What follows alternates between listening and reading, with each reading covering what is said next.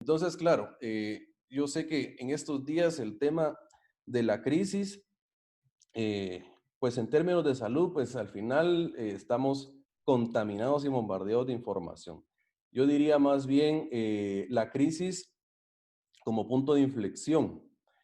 Em, Como bien les digo, nos pone en un punto de partida, nos pone en un momento en el que entonces no solo hablamos de si qué arista es la que hay que cuidar a partir de la crisis, sino por el contrario, qué lecciones aprendidas son las que nos dejan cada crisis. Vamos a ver un poco, digamos, a través de la historia, qué cosas han modificado. Y es que la crisis como tal no es un punto de negatividad o de alguna obsolescencia del sistema, al contrario, digamos, la crisis es el momento oportuno para correr un diagnóstico de nuestro esfuerzo en tiempo real y calibrar de alguna manera, ajustar los procesos para aprovechar las oportunidades que se presentan.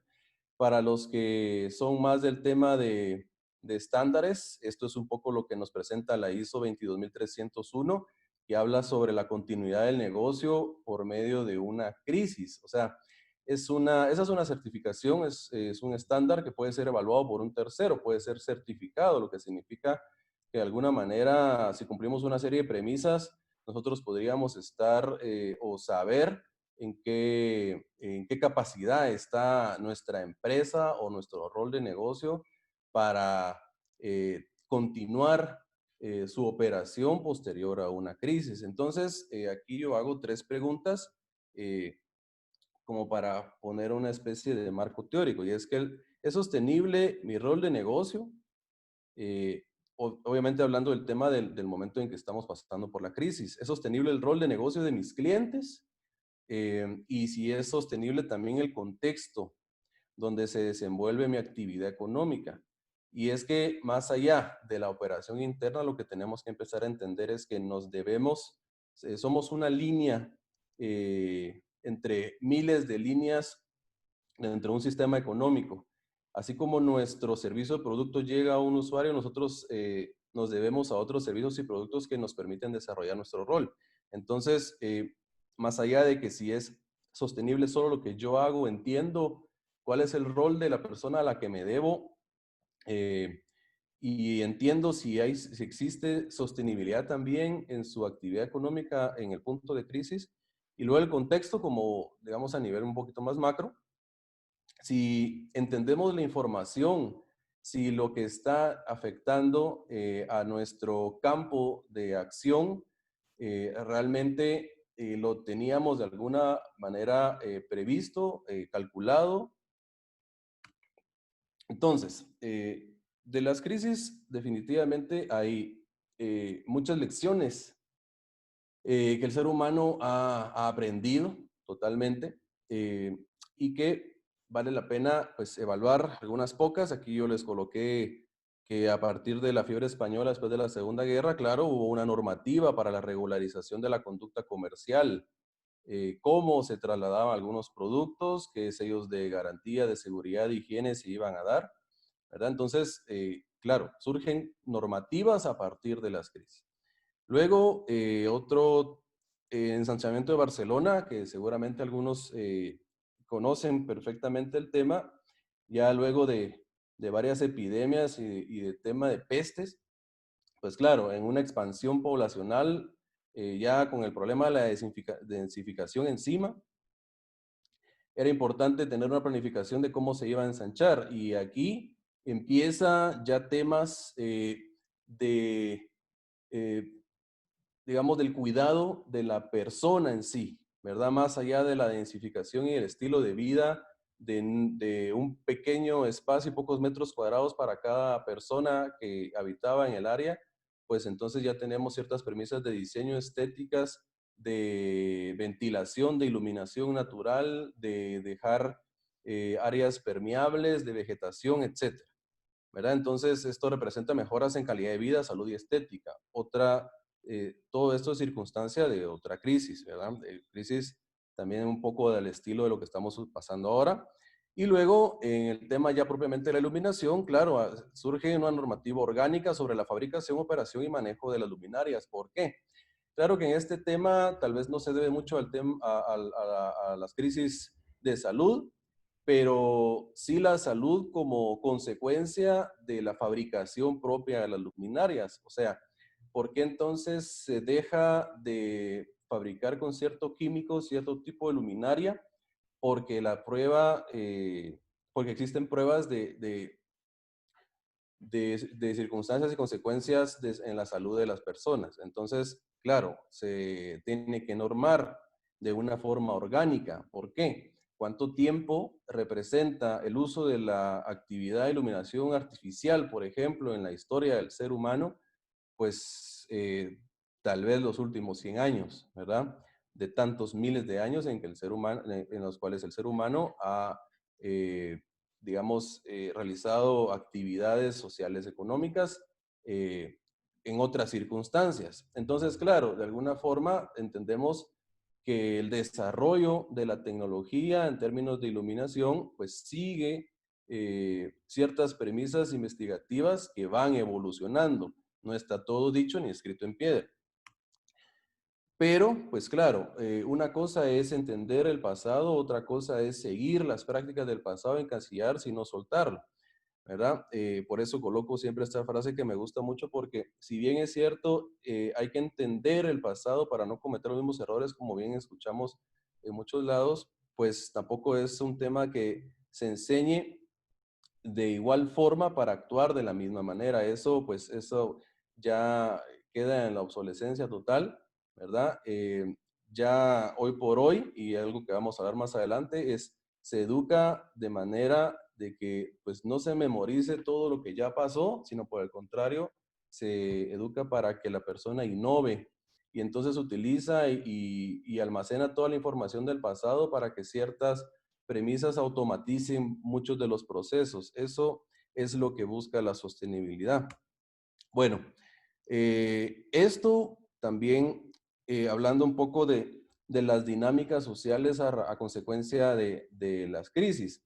Y estamos hablando de crisis, tal vez, claro, como un poquito del contexto que estamos viviendo, pero también crisis dentro de nuestro rol de negocio. O sea, en el momento en el que, por ejemplo, tenemos un mes bajo de operación, varios meses bajos de operación, una semana baja de operación, entonces es momento de empezar a detectar ciertos patrones de conducta a nivel macro. Por ejemplo, yo les coloco acá que según el Banco Mundial, pues hay una disminución considerable en el número de visitas a tiendas y lugares de trabajo a raíz de lo que estamos pasando en la actualidad. Y esto, al menos para Guatemala, si nos damos cuenta, significa que para la visita a centros comerciales y de ocio, pues hay un 60%, 60-70% porcentual menor de visitas de lo que había antes de marzo, por ejemplo. Entonces, ¿qué significa eso? Estas personas no se están trasladando a lugares de ocio o lugares de convergencia social, significa que se están quedando en otros lugares. Entendemos que la gente se está quedando en su casa. De momento, entre un 60 y 70% más del tiempo que invertía antes en visitar lugares de comercio. ¿Y qué pasa con los lugares de trabajo? Acá un poquito menos, 40-50, porque cierta actividad económica se mantiene. Pero entonces, en ambos sentidos, entendemos que hay un 50% menos de desplazamiento en términos de personas, no en términos de red vehicular, ¿verdad? Eso son otras cifras, eso no es algo que manejamos. Básicamente esto es solo para entender una dinámica. Significa que esta cantidad de personas derivado de ciertas decisiones, ¿ok? Se está quedando en ciertos espacios. Vaya, para trabajar y para vivir. Entendiendo esto, de alguna manera nuestro rol de negocio, nuestro rol como diseñadores, ingenieros o lo que sea que estuviéramos involucrados en el tema del diseño y la iluminación, podría darnos ciertas premisas que podríamos aprovechar, ¿ok? Eh, Algunas personas ahora pues nos estamos dando cuenta que están aprovechando para poder ofrecer un espacio más pensado en el vivir en casa, con la familia, el compartir, sobre el discurso de como ahora estás más tiempo en un mismo espacio, que mejor que pienses en tu confort. Ok, perfecto. Entonces, empezamos a entender ciertas dinámicas a consecuencia o empezamos a entender ciertas oportunidades a consecuencia de ciertas dinámicas que se van dando. Esto, bueno, otras consideraciones, emisiones de dióxido de nitrógeno.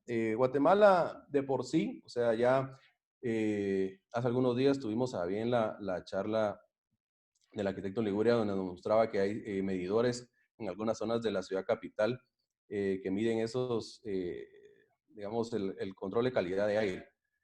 Y si bien es cierto, hubo ciertas bajas a raíz de las decisiones, ¿verdad?, de gobierno, pero que en el momento en que se empieza a activar la economía, pues esto queda igual, ¿verdad? ¿Y qué nos decía? Algo que me quedó muy grabado es las personas, nosotros que a duras penas tenemos espacios para esparcimiento aquí en Guatemala, que nos gusta salir a correr, hacer ejercicio, etcétera, lo estamos haciendo en los lugares más contaminados de Guatemala según estas mediciones. ¿Ok? Se están desarrollando edificios de apartamentos en algunas de las zonas más contaminadas a consecuencia de todo del tráfico vehicular, del tránsito vehicular, etcétera. Entonces, pareciera que pues, contamos con cierta información, pero ¿nos ha calado o no nos ha calado?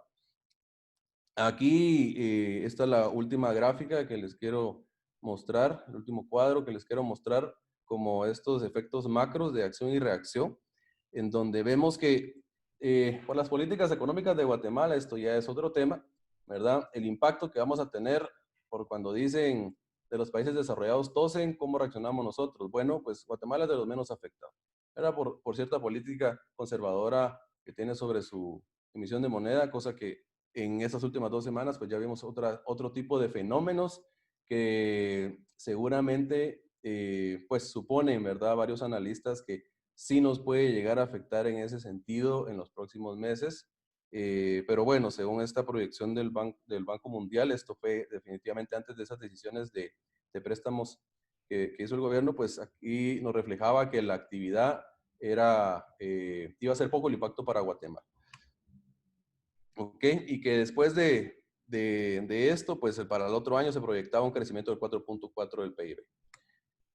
Bueno, ya teniendo estos parámetros de contexto, toda esta información que nos aterriza y nos pone en un panorama más real, actual, decimos nosotros, ok, desarrollo sostenible.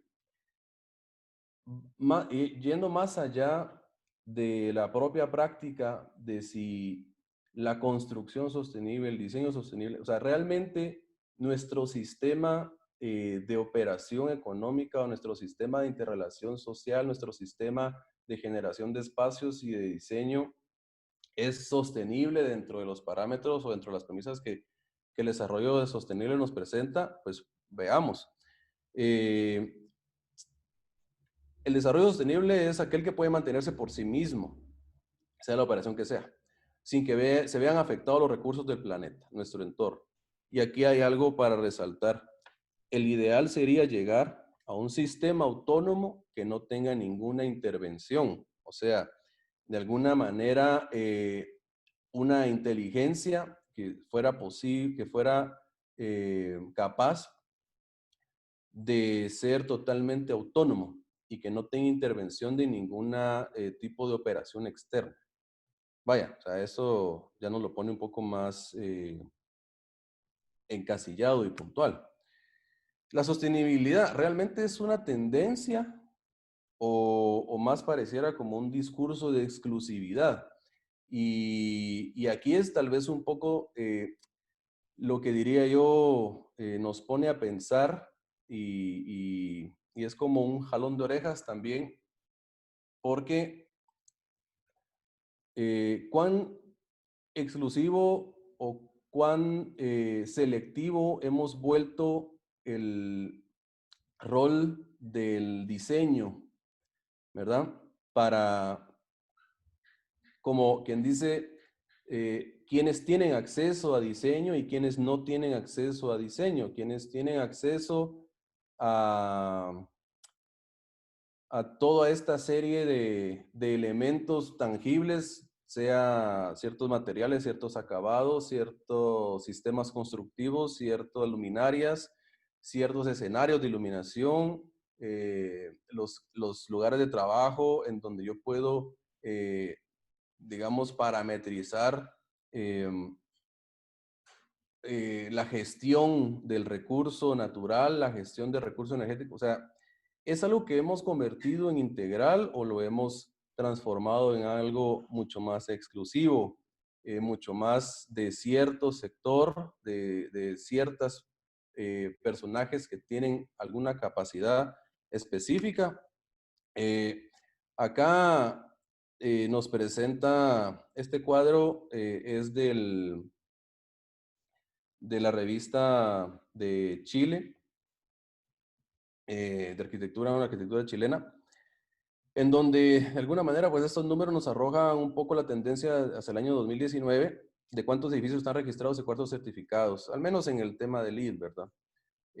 No especifica aquí qué tipo de certificación pues han obtenido, pero, por ejemplo, solo en Costa Rica, que se han desarrollado al menos en los últimos 2 años más de 130 edificios, pues 20 registrados y 30 certificados, que venía de una cola de hace unos 2 años.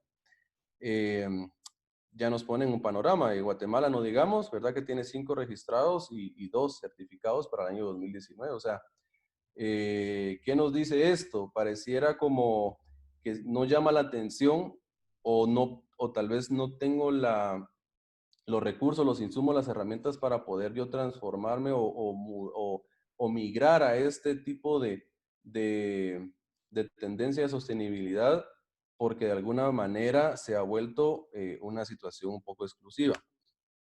Bueno, como rector macro de esta búsqueda de igualdad, ¿verdad?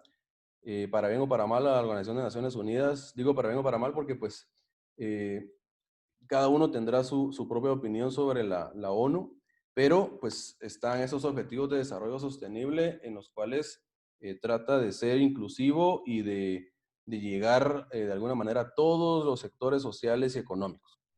De aquí, tal vez los que nos llaman la atención son el número 7 de energía asequible y no contaminante, y el 9, que es la industria, innovación e infraestructura. Tal vez el 11 por el tema de urbanismo, porque habla de ciudades y comunidades sostenibles, ¿verdad? Tal vez esos tres son los que tocan más los temas que nosotros abordamos y cómo se empiezan a generar estos planes macro de desarrollo sostenible. Bueno, rápidamente les quiero mostrar África y Europa. En el desierto del Sahara tienen una instalación que empezó a funcionar el año pasado. Esta es la Central Térmica Zonal Norte. El desierto del Sahara, digamos que de, de las pocas cosas que podríamos pensar que nos puede otorgar, pues claro, energía a partir del sol. Eh, Esta planta actualmente ya son al menos unas, ¿qué será? 900,000 familias que atiende y son alrededor de unas 120 millones de personas que son atendidas a partir de esta planta de energía solar. ¿Y cuál es la planificación macro acá? Pues buscan que de alguna forma esto alimente todo el norte de África y una buena parte de Europa del Sur, de la Europa del Mediterráneo. ¿Qué pasa? Ahí ya, pues, son otro tipo de decisiones políticas las que han frenado de alguna forma los resultados, porque, pues, ¿quién paga, verdad? ¿Y cuánto paga cada uno? Algunos países se han declarado en crisis y ahora en este momento en el que pues, el tema económico es relativamente vulnerable en algunos de esos países, pues podría ser esto una solución para la alimentación energética o como podría ser algo al que ni siquiera le voltee en la cara.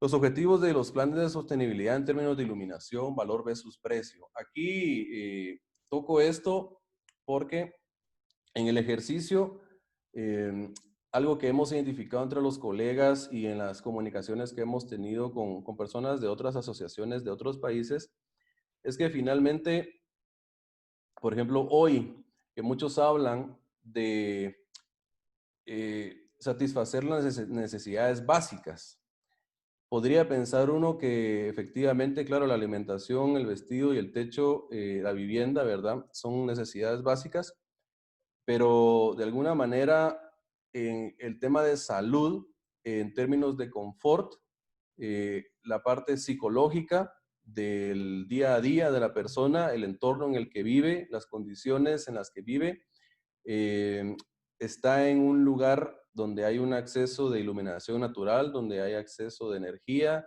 donde, por ejemplo, tiene eh, si es una persona que tiene teletrabajo, que tiene la oportunidad de estar trabajando en casa, está en su entorno en las condiciones adecuadas, hablemos de metros cuadrados, hablemos de iluminación, hablemos de diseño, ruido, contaminación auditiva, etcétera.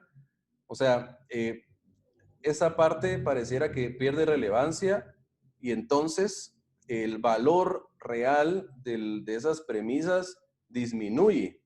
Y entonces ya no estoy dispuesto yo a pagar un precio por algo que pareciera también ser vital. ¿Por qué? Porque es para mi salud y estamos hablando en condiciones a largo plazo. ¿Cuánto me puede afectar hoy mi visión no tener las condiciones adecuadas? ¿Cuánto me puede afectar hoy mi salud, mi sistema respiratorio, no contar con las condiciones de higiene adecuadas en ciertos ambientes de mi casa, etcétera? Pero entonces, ¿qué podemos hacer? Bueno, algo que estamos viendo, que es el boom de ese tipo de seminarios y charlas. ¿Por qué? Porque definitivamente los académicos, los profesionales que prestamos algún servicio, tenemos que seguir haciendo presencia y tenemos que seguir habiéndome en educar y compartir el conocimiento de las condiciones que debieran ser vitales.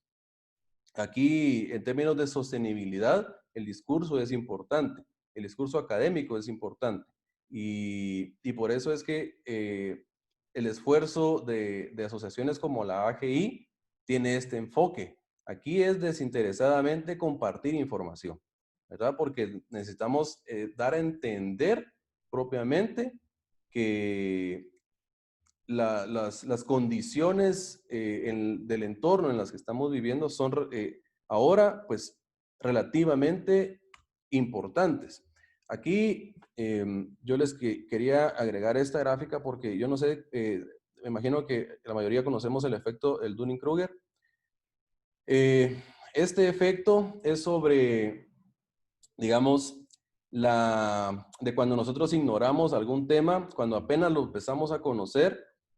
Luego, adentrándonos más aún en el conocimiento del tema, las consecuencias, ¿verdad? Y si somos disciplinados o estamos relativamente rodeados de ese tema continuamente, pues bueno, llegamos a una serie de consecuencias. Acá, esta gráfica la podría comparar yo eh, con si al evaluar que nuestro nicho de mercado es competente, esto suena fuerte, pero pues quiero ser así puntual, es competente para evidenciar por sí solo el correcto entorno que necesita para desenvolverse, la autonomía que define la sostenibilidad. Un entorno que lo pueda motivar y estimular para ser creativo. Saben que las ciudades más desarrolladas del mundo tienen entre 50 y 60% de su población catalogada como de mentes creativas. O sea, son inventores, inventiva, es gente que entiende las circunstancias que lo rodean y puede generar disruptivas a ese sistema. Pues bueno, de eso se trata. Al final, en nuestro rol de negocio nos hemos encargado básicamente de satisfacer las necesidades propias del rol per se, o nos hemos encargado de capacitar a todos aquellos que están después de mí y antes de mí en esta cadena económica, ¿verdad? Para todos entender qué estamos haciendo y en el momento en que se presente una, bueno, disruptiva como crisis, digamos, somos capaces de salir de la misma porque todos entendemos y somos conscientes del esfuerzo que estamos haciendo.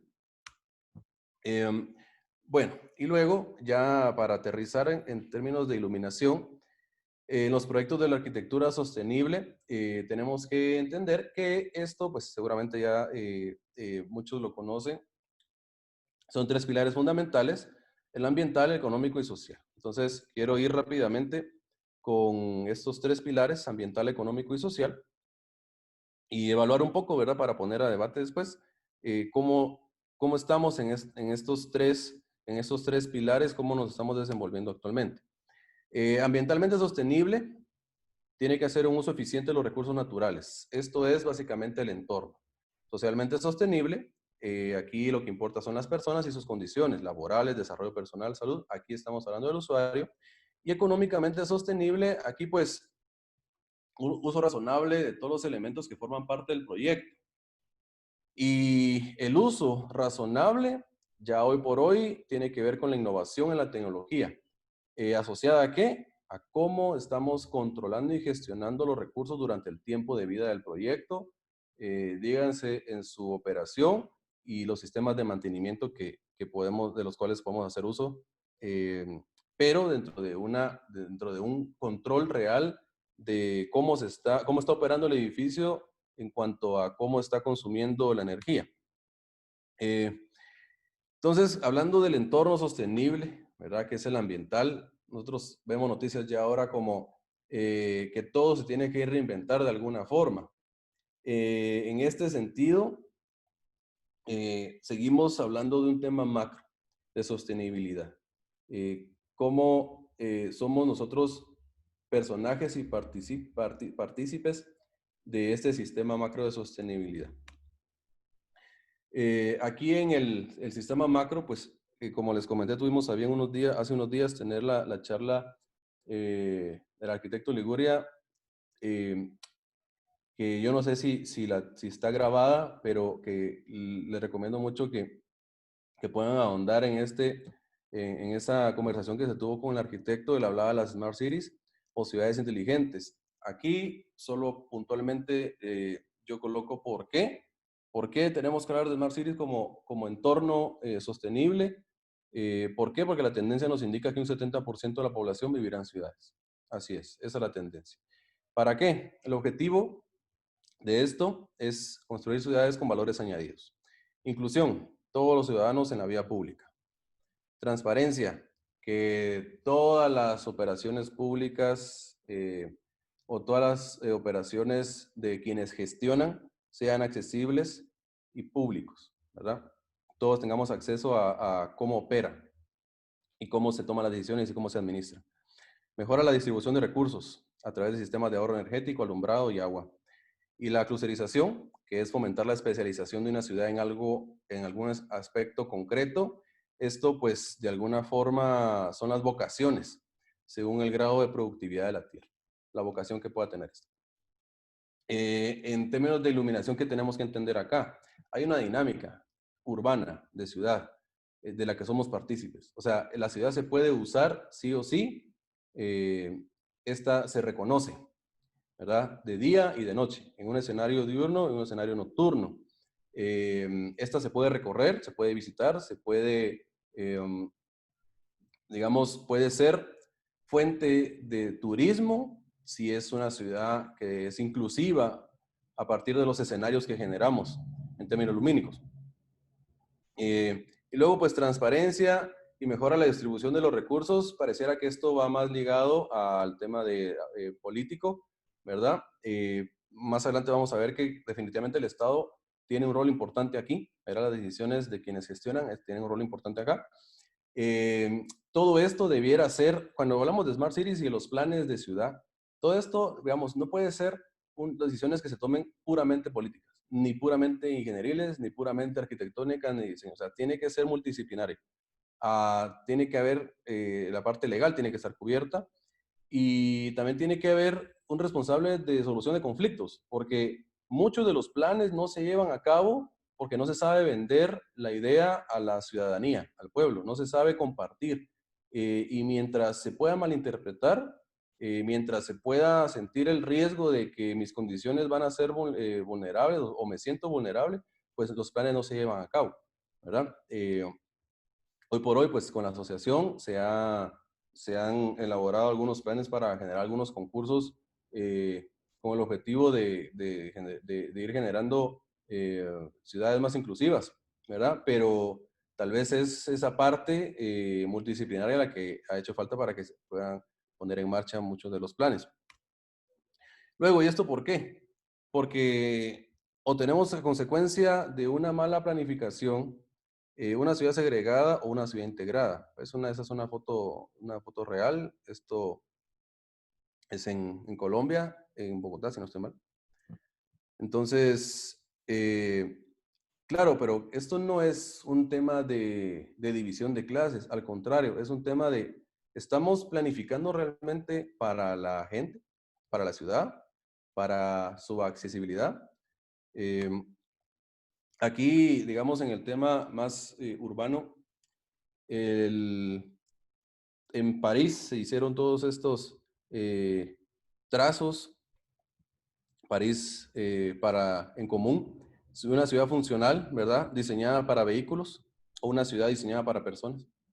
Definitivamente una proyección distinta, todo en virtud de tener la ciudad a 15 minutos, contar con todos los servicios, 15 minutos en bicicleta, claro, ¿verdad?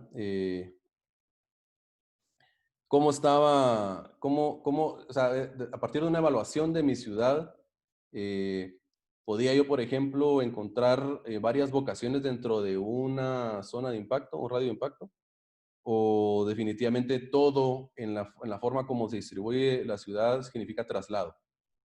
Y entonces eso acompleja un poco las condiciones eh, laborales. Luego está acá eh, un poco sobre cómo debiéramos pensar en virtud de distribución de ciudad.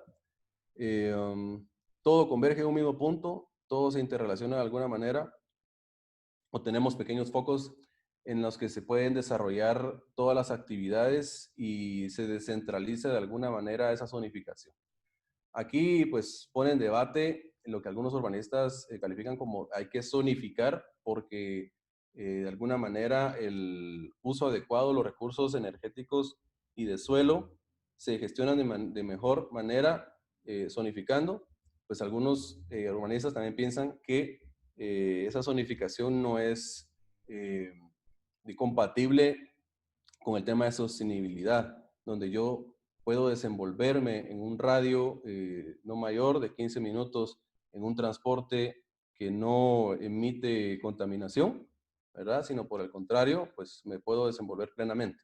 Y eso hace que pueda encontrar, digamos, mayor diversidad de oportunidades de desenvolverme económicamente. Ok, luego otra premisa, el tiempo del uso del stock inmobiliario de la estructura pública, en promedio, muchos de los edificios utilizan solo 33% del día, de las 24 horas en una jornada tradicional de 8 a 5, pues quedan desocupados los edificios hoy por hoy, que el mercado inmobiliario pues sufre de las consecuencias de las dinámicas sociales de las decisiones de gobierno. Podría llegar a planificar de otra manera en virtud de la flexibilidad que se le puede dar al uso del espacio.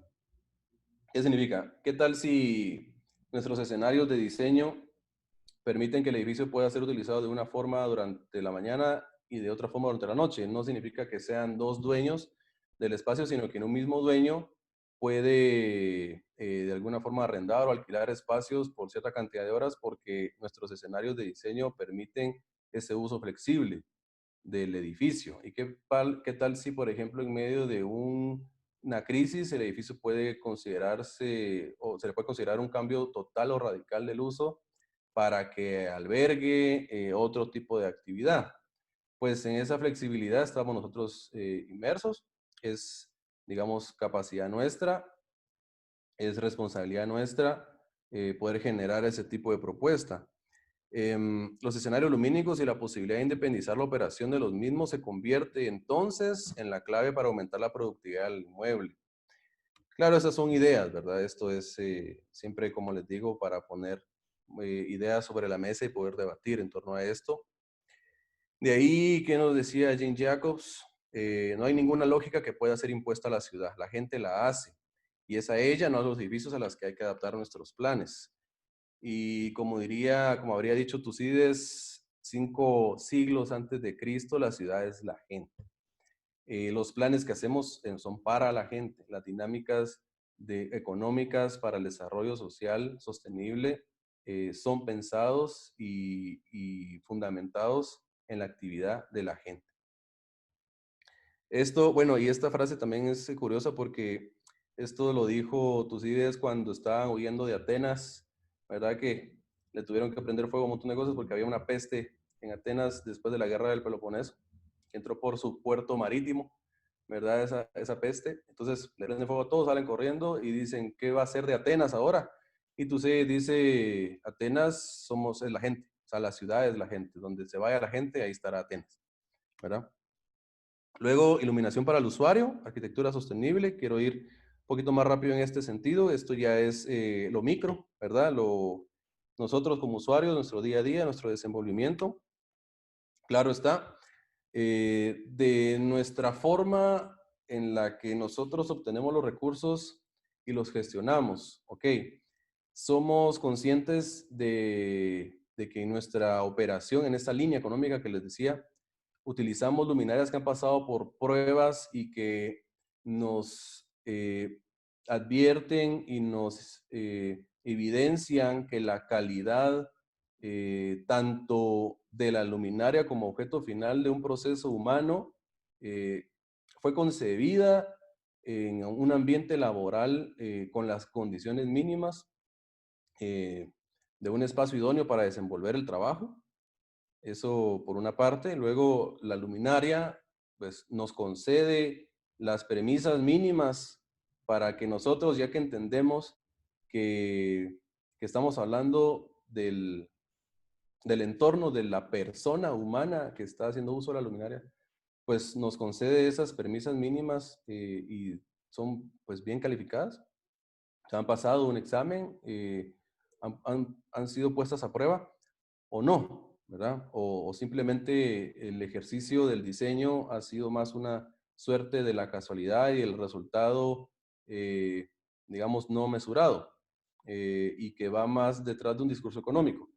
Pues claro, una cosa es, somos un mercado de cantidad y no de calidad, se habla así de Latinoamérica, pero ¿quiénes son o somos los responsables de que seamos un mercado de cantidad y no de calidad?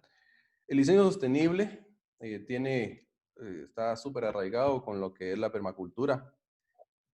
Esto, digamos que a mediados del siglo pasado ya se venía gestando, gente que vivía, digamos, desconectado de la tecnología y con una especie de entorno supernatural, sano y en las condiciones, digamos, de conexión con la naturaleza, en las que consideraba que se desenvolvía mejor como ser humano, había menos enfermedad, eran menos propensos a contagiarse de algo, ¿verdad? Y a contaminarse de alguna forma de información que no tenía valor. Pues todo este tema de permacultura eh, termina en la arquitectura sostenible. Esto viene desde los 80s, este discurso de arquitectura sostenible o sustentable.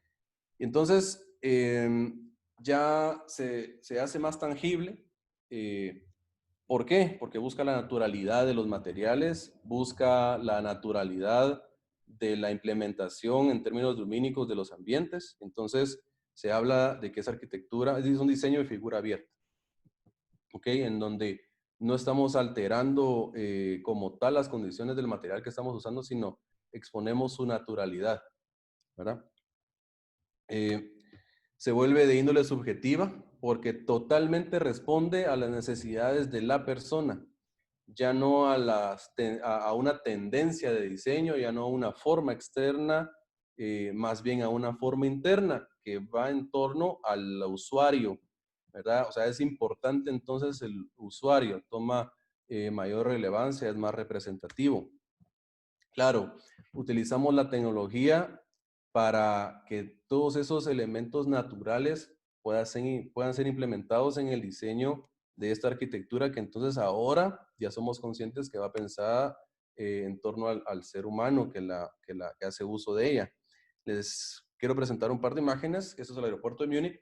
Acá, pues, uno está bajo este techo de ventanas que básicamente no hay un tratamiento más allá de un control UV, ¿verdad? Y de esta estructura que sostiene este elemento de translúcido para que uno pueda hacer uso del espacio a cualquier hora del día a una temperatura confort. Aquí está entre 21 y 23 grados siempre, ¿verdad?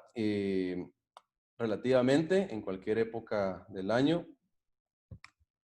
Y tenemos este segundo elemento translúcido que inyecta de esta luz natural también al espacio en el área de sótano. Bueno, pues es arquitectura que ya está pensada en condiciones de la naturalidad. Eh, la implementación esta no terminó siendo un elemento cerrado donde simplemente llenamos de luz artificial y punto, ¿verdad? Luego está toda la iluminación apoyada con el Internet de las cosas. Aquí discursos como el ritmo circadiano empieza a tomar relevancia, el rendimiento del recurso humano empieza a tomar relevancia también. O sea, ya es importante entender que si por miles de años hemos laborado de manera óptima y nos hemos desarrollado ante las condiciones de la naturalidad de la iluminación solar, la iluminación que nos provee el sol, pues bueno, entonces, ¿qué estamos haciendo? Con luz, una luz plana a la misma temperatura, color, las 24 horas del día en ciertos espacios de trabajo. Entendiendo estas dinámicas, esas condiciones en las que el ser humano se ha venido desenvolviendo y tomando en cuenta esas premisas de la permacultura, entonces este cambio, esta dinámica en la temperatura del color, se empieza a convertir en un discurso que toma relativa importancia.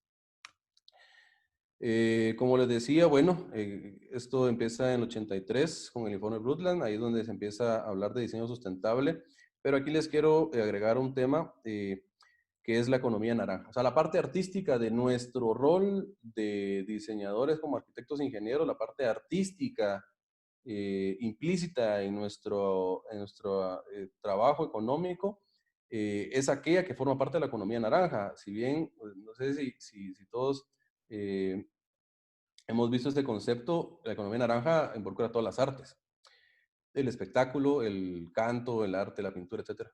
Pues entonces, aquellos ejercicios en los que, por ejemplo, nosotros iluminamos fachadas temporalmente para lograr cierta integración social, para que de cierta forma la gente se apropie de los espacios públicos, eso forma parte de la economía naranja. Ese ejercicio hoy por hoy es el que vemos también implícito en estas charlas que generalmente damos gratuitas. O sea, es nuestra inventiva, es nuestra creatividad, es aquello, es nuestro discurso que lo compartimos con las personas eh, que lo consideran apropiado a, pues a la información que quieren absorber y lo comparten con nosotros. Esa economía naranja, pues también, claro, se entiende que forma parte de un ecosistema y este es más intangible, por eso está un poco más escondido, es menos reconocible, pero sí existe. Y esa es la que nos pone a innovar cada día y esa es de alguna forma la que nosotros creemos que no tiene valor y es aquella que eh, evidencia el valor en momentos de crisis, evidencia su valor en momentos de crisis. Luego en arquitectura sostenible tenemos el confort visual, claro, las condiciones que por normativa nosotros ya heredamos, compartimos, que tenemos la asociación, pues en sus varias charlas trata de educar en este sentido, ¿verdad? La idea es generar espacios que cumplan con esos requisitos mínimos y la luz está implícita dentro de todo un discurso de diseño, o sea, no se aísla para nada. El confort visual toma en cuenta a todos los sectores que, que tienen que ver con esa parte artística o esa representación artística tangible que puede ser resultado de sistemas individuales o colaborativos, que es un poco el discurso que tenemos ahora y es con lo que quiero empezar a hacer una conclusión acá. La iluminación económicamente sostenible. Esta iluminación económicamente sostenible yo quiero empezarla con dos frases del ingeniero Héctor Monzón, ingeniero a quien le tengo mucho aprecio, y él decía, la amenaza la pone la naturaleza o nuestro entorno, la vulnerabilidad la pone el ser humano, perdón ahí por el teclazo, el usuario. Y el riesgo es la amenaza combinada con la vulnerabilidad. Entonces, ante esta situación es necesaria una tercera parte arbitraria. Claro, ¿cómo ordenamos todas las premisas o el comportamiento o digamos, los patrones de conducta ante esta amenaza y vulnerabilidad? Necesitamos una norma. Aquí necesitamos un ente regulador, una tercera parte que sirva como árbitro o una parte neutral que es el Estado o pues la parte pública, ¿verdad? En una sociedad moderna las tolerancias no las deciden los desarrolladores o diseñadores, sino los reglamentos. Reglamentos que ya vimos a consecuencia de las lecciones aprendidas de las crisis. Luego, pues aquí ahí convergen las entidades privadas, públicas y la academia y todo en un solo objetivo, aumento de la productividad y sustentabilidad. O sea, aquí no, ya hoy por hoy, en un mundo globalizado, no podemos pensar que la parte privada nos desarrollamos ingenieros, arquitectos y diseñadores por separado. Aquí tenemos que ver con las entidades públicas y con la academia totalmente. O sea, la asociación, por ejemplo, se debe a los espacios que las universidades nos han permitido para poder trasladarle a aquellos nuevos profesionales todo este pues, conocimiento y para que ellos puedan ir formando criterio totalmente y que sirva para su discernimiento personal. Y como les decía, las entidades públicas, claro, aquí, digamos, también se juega un rol de negociación, ¿verdad? Cómo cada una de las partes participa. Y desde la perspectiva de los métodos de colaborativos, eso es algo que últimamente hemos estado escuchando mucho, a los que hemos estado más asiduos a los sistemas de colaboración, diseños de colaboración, pues aquí la ISO 19650 nos habla de la organización de la información en una comunicación interdisciplinaria. ¿Cómo me comunico entonces yo con esas personas ahora, la academia, un cliente, el Estado? ¿Cómo me comunico entonces para desarrollar proyectos en conjunto, o sea, donde todos participamos para un objetivo en común? Bueno, y la norma pues nos empieza a presentar tres pilares fundamentales: planificar, implementar y mantener, pero que se sostienen de otros cuatro pilares que son aquí la estrategia, la tecnología, las personas, ¿verdad? Y los procesos. Esto que el sistema BIM, que es algo que hemos escuchado mucho últimamente, lo ha adaptado precisamente porque pues esta norma ya existía antes de que, como tal, antes de que el sistema BIM la adoptara. No es que el BIM haya creado la norma, ¿verdad? Eh, la, la, la, ya antes de esto, se hablaba de la tecnología que impulsaba la transformación. Entonces, estos cuatro pilares se han vuelto últimamente, han tomado mucho mayor relevancia, claro, pero ya se utilizaban para esa disruptiva que presentaba la tecnología, ¿verdad? Y todo en virtud de un sistema, pues, económico que finalmente represente una renta, que es el ideal de todos nosotros. Y se vuelve necesario entonces que uno se integre de alguna forma con lo que antes consideraba competencia. Ahora, pues el desarrollo de estos eh, problemas a resolver se nutre de un criterio en común, o sea, una data pública, como lo vimos en las Smart Cities. Y pues se les coloco esta imagen, ¿verdad? Cuando James Cameron hizo la película de Avatar, pues se unió a esos otros dos gigantescos directores para pues expresar algo que tenía en su mente. Y entonces, pues ahí sí que se libera de alguna forma esa falsa o esa tendencia a creer falsamente que la competencia es de alguna forma, pues, aquello que nos pueda evidenciar nuestra vulnerabilidad o hacer daño. Al contrario, uniendo esfuerzos pareciera que entonces que se logran objetivos mucho más grandes. Y claro, aquí hablamos también de todo el discurso de automatización, todas las condiciones en las que nosotros hacemos que el usuario pueda controlar sí o no su entorno, o nosotros proveerle de todos los posibles escenarios. Al final de cuentas es a él a quien debemos nuestro rol de nuestro ejercicio económico, ¿verdad? Ingeniería, arquitectura o diseño, y es por, o sea, digamos, para satisfacer sus necesidades que ponemos siempre nuestra inventiva en marcha.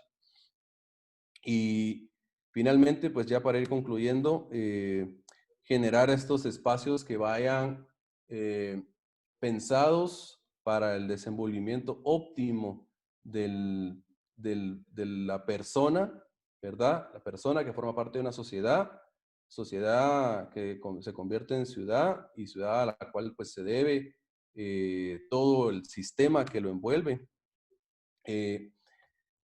Le quiero agradecer a la Asociación de Iluminación, de la cual pues tengo a bien participar como miembro fundador con estos increíbles colegas de los que aprendo todos los días, y pues con quienes tenemos este eslogan que es sigamos fomentando la cultura de la luz.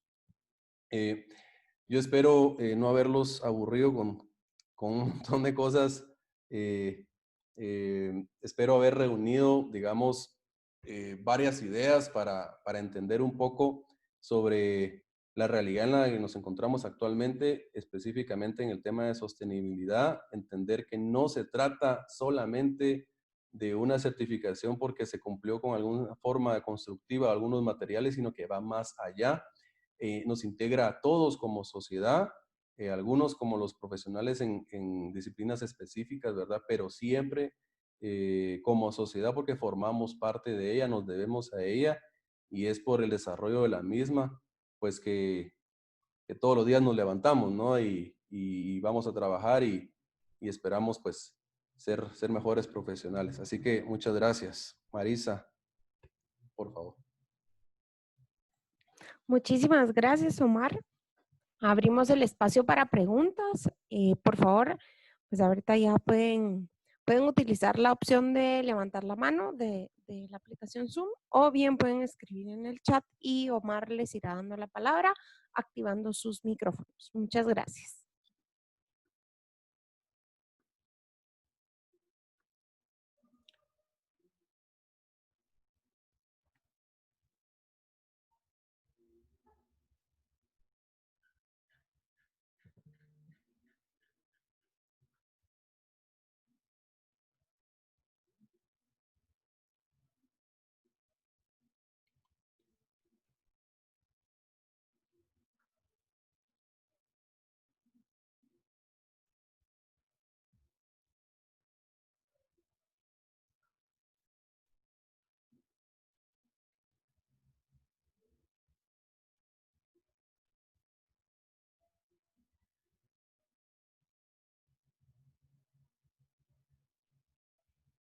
Pues gracias a todos a los que se quedaron.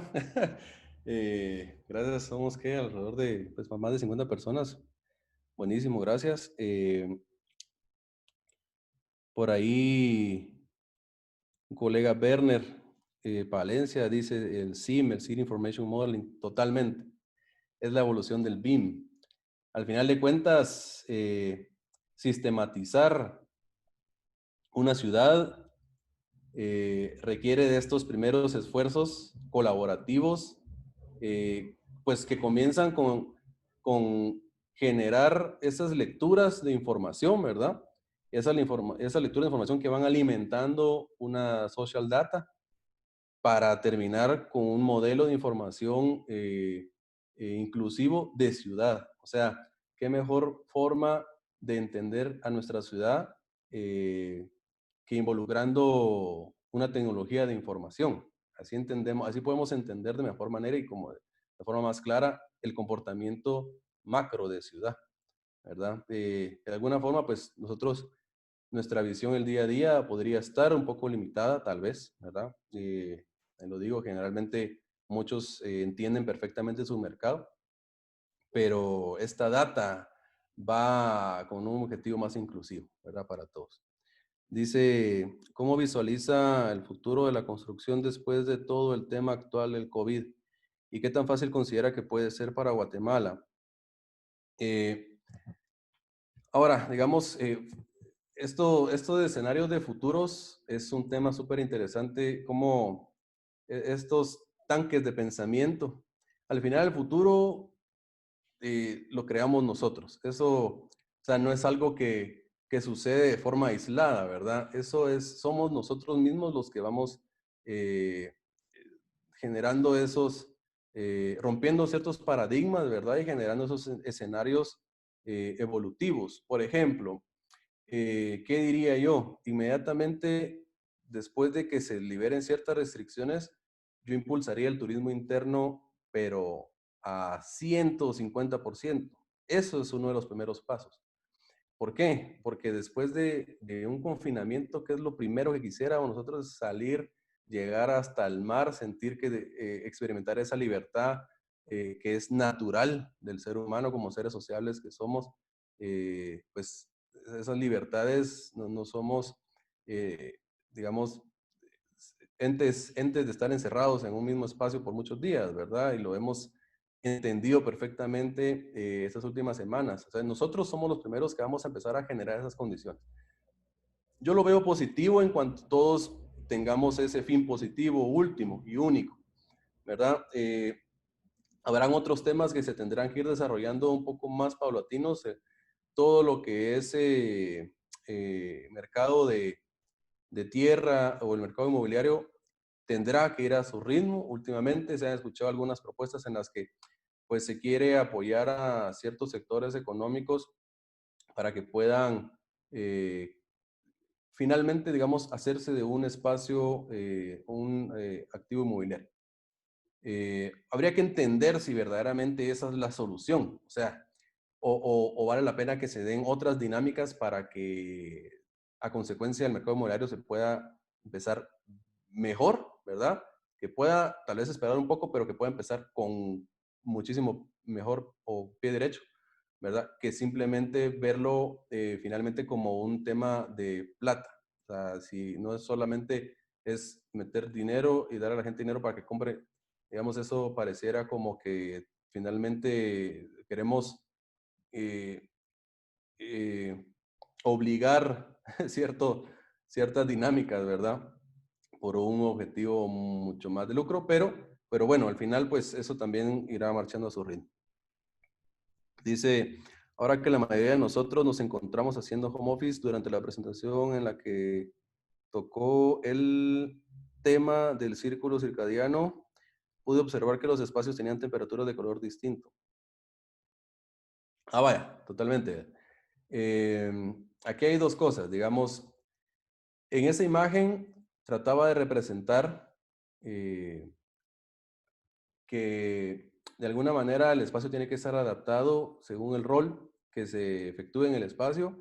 Y si bien es cierto, pues había una luz fría, tal vez en algún espacio que podría ser para, qué sé yo, generar un poco más de energía y que se sienta como más vivo. En otro podría ser un poquito más cálido porque necesitamos que sea un poquito más relajado. Al final de cuentas, esos escenarios que contemplan el ritmo circadiano no deben ser estáticos. O sea, si bien la imagen mostraba dos colores de temperatura distintos, más allá de eso es tener la capacidad de poder cambiarlos, poder interactuar con esos escenarios, que si no hay si no interactúa un usuario, digamos, con el espacio, pero sí forma parte del entorno de trabajo, que pueda cambiar automáticamente, ¿verdad? Considerando esos cambios naturales de cielo nublado, cielo despejado, etcétera. Entonces, como para hablar más del ritmo circadiano, ahí, pues más allá solo del color de temperatura es poder gestionar el color de temperatura, ¿verdad? Luego, ¿cómo incentivar para fomentar el uso de energías renovables, por ejemplo, paneles solares? Pues es que aquí el cómo incentivar, aquí es tema de mercadeo implícito, porque, digamos, ¿cómo hemos visto el tema de paneles solares? O sea, ¿cómo ha sido la forma en la que se ofrecen? Generalmente viene representado por una marca, una, dos, tres, cuatro, cinco personas que se sientan frente a uno y te dicen el ahorro es significativo. Eh, yo más bien creo que es algo que va permeando poco a poco. Si bien no ha tenido el impulso suficiente, es tal vez porque hoy por hoy la normativa o la reglamentación, la legislación, siempre tiene ahí como sus piedritas en el zapato, ¿verdad? Antes yo alimentaba la red generando energía a partir de mis, y ahora tengo que pagar porque estoy usando la infraestructura. O sea, ¿qué son esas formas de motivar al uso de paneles solares? Yo creo que es lo que venía hablando, ¿verdad? Es trabajo en equipo, es hacer entender a la parte académica, la pública y la privada, que teniendo objetivos en común podemos lograr mejores y mayores cosas.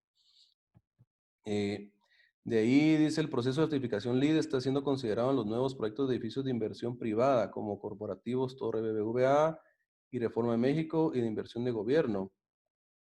Eh, yo entiendo que la Torre BBVA sí, de lo que conozco de México, los otros proyectos no. Sé que México sí tiene un impacto considerable eh, digamos, las condiciones que presenta lo que aquí en Guatemala diríamos las licencias de construcción, ¿verdad? Ese permiso para construir y operar un edificio cuando el proyecto persigue una certificación de sustentabilidad.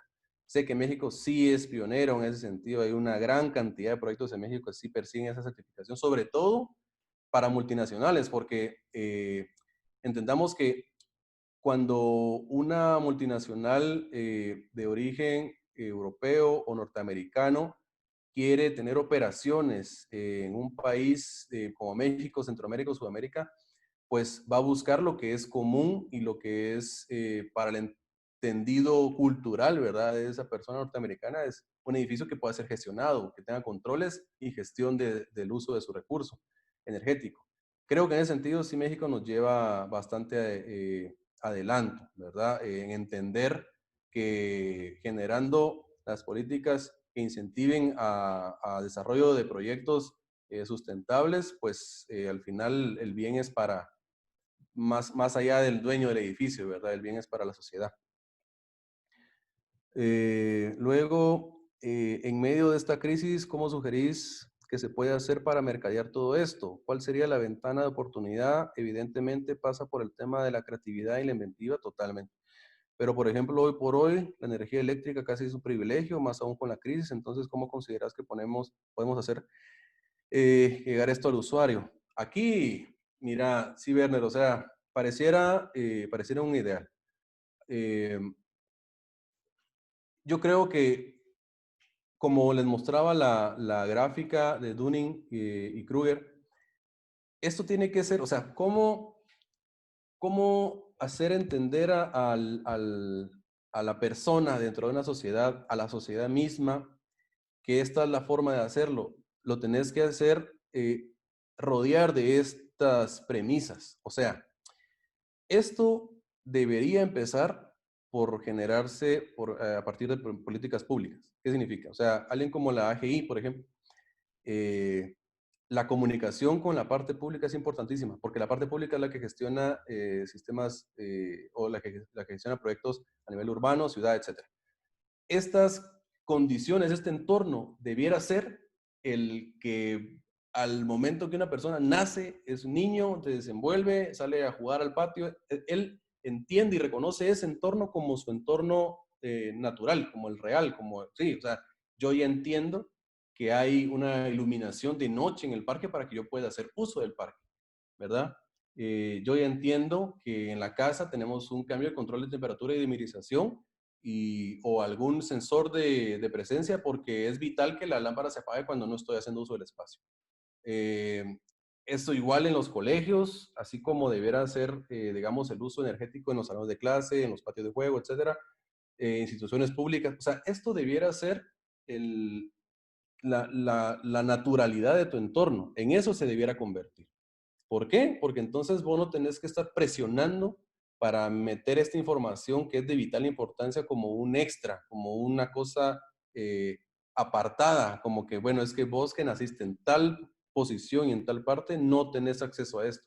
Yo creo que eso es lo que genera ese sesgo, fíjate, y yo creo que a partir de eso es, o sea, todos, estas puestas en común no es que conversaciones, digamos, de un día para otro. Esto es un esfuerzo social continuo, ¿verdad? Y estas generaciones de estos entornos es una cosa orgánica y es consecuente, ¿verdad? O sea, es poco a poco, pero ese debiera ser el ideal de cada esfuerzo a partir de hoy, ¿verdad? Eh, bueno, muchas gracias, interesante. Dice, ¿cómo la asociación tiene previsto a que el usuario tenga en cuenta que el mantenimiento de instalación eléctrica no debe de hacerse solamente cuando se presenta una falla, sino que debe hacerse periódica para poder tener buen desempeño? Bueno, eso tiene que ver con, igual como dicen en la medicina, ¿verdad? O sea, somos una cultura sistematizada para la prevención o para la corrección, ¿verdad? Digamos, mi mercado se desenvuelve de acuerdo a premisas correctivas o preventivas. ¿Qué tiene más, pareciera que tiene más lucro aquí, ¿verdad? En ese sentido, como te digo, o sea, esto es un tema cultural, va más allá de, de una ejercicio puramente económico, es tema cultural. O sea, la reacción, ¿verdad? A lo que estamos acostumbrados, debiera ser de alguna forma más penalizado. Aquí debiera incentivarse, motivarse y de alguna forma, pues por medio de esos incentivos, eh, hacer que culturalmente nosotros, a partir de un buen mantenimiento y una buena gestión del recurso energético de nuestras casas, de nuestros edificios, pues tengamos alguna especie de recompensa. Esas recompensas pues hacen que sea más motivante, ¿verdad? En el ejercicio del día a día y empieza a formar parte de tu, eh, de tus protocolos de conducta, ¿verdad? Dice, ¿cómo consideraría la implementación del Plan Maestro de Iluminación haciendo una reflexión sobre el diseño del paisaje nocturno y la incidencia que tiene en la ciudad? Uy, aquí, esa es una buena pregunta porque si bien es cierto, hablé de la ciudad de noche y de cómo podría esa flexibilidad, claro, representar, digamos, una solución a ciertas crisis, ¿verdad? De uso del espacio y de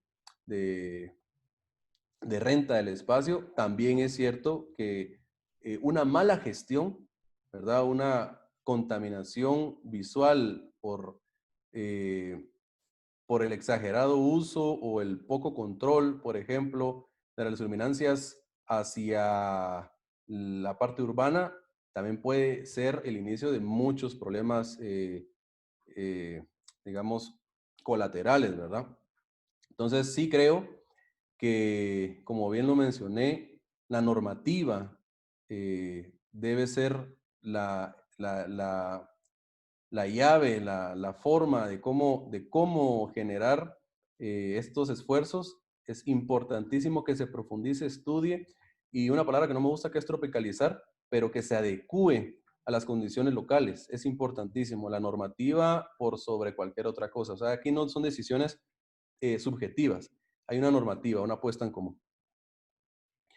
Dice, ¿hay alguna limitante para la iluminación de fachadas en relación a permisos municipales y de impacto ambiental? Eh, sí hay ciertas limitantes en cuanto a el flujo luminoso de las luminarias que puedes utilizar, la orientación eh, y el índice a ver, que se me va la palabra ahorita, el, vamos a ver, cuando, digamos, la lámpara te pega directamente a la vista y esto genera un efecto como cuando uno va, por ejemplo, en una carretera y el carro que va en contra de uno, deslumbramiento, perfecto, eso. Sí, hay una normativa para el control del deslumbramiento, no profunda, o sea, eso es algo que vale la pena profundizar totalmente, va más al hecho de que como no, nosotros en el ejercicio de diseño y iluminación nos amarramos a las normativas internacionales, ¿verdad? Que generalmente están mucho más estudiadas, pues nos basamos en eso, ¿verdad? Sí, de ahí, por ejemplo, si quieres cumplir con ciertas certificaciones, ya hay una limitante acerca de la iluminación que puedes tener en las fachadas. Dice, este encierro hizo que las personas se dieran cuenta lo importante que es una buena iluminación, tanto en cantidad como en estética, totalmente. Ahora, a nivel de proyectos, de edificios, creo que toca trabajar más para que los desarrolladores inviertan y le den la importancia al tema, ¿no? Totalmente. Sobre todo, imaginemos a partir de esta crisis inmobiliaria. O sea, la gente tiene ahí los activos y les preocupa pues que no roten al ritmo que venían rotando antes de la crisis. La pregunta es, ¿los desarrolladores tendrán en mente qué va a significar, por ejemplo, invertir en diseño de iluminación?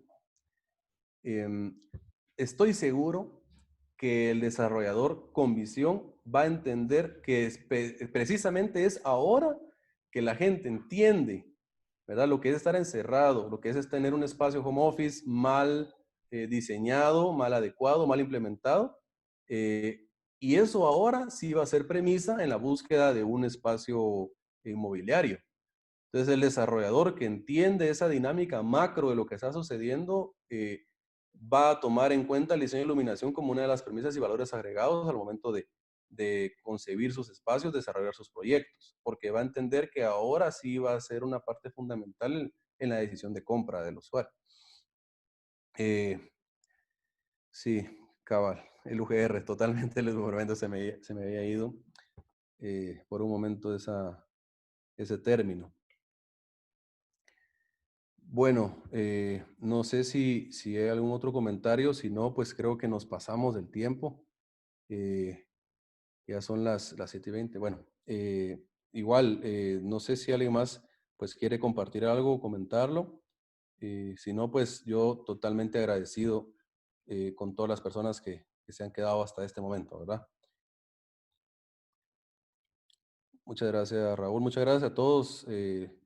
Qué bueno ver que se conectan desde otros países. Qué bueno, ¿verdad? Muchísimas gracias, Omar. Gracias a todos por estar presentes en este webinar, ¿verdad? Esperamos la información pues haya sido de utilidad para cada uno de ustedes. Y les recordamos a la vez que el próximo martes tendremos el webinar Luz como experiencia sensorial con Mauricio Ramírez. Él es colombiano, pueden googlear ahí Smart Living Lighting Design, que es su estudio también, ¿verdad? Y para que vean pues las referencias, vamos a estar el próximo martes. Y bueno, también si hay algún tema en particular que ustedes quieran pues que nosotros abordemos, por favor me lo pueden enviar al correo que es direccionejecutiva@agi.com.gt. Se los estoy colocando ahorita en el chat. Y pues les agradezco a todos nuevamente el haber participado en este webinar. Que tengan todos muy buenas noches y Omar, muchísimas gracias por tu intervención. Muchas gracias y feliz noche a todos.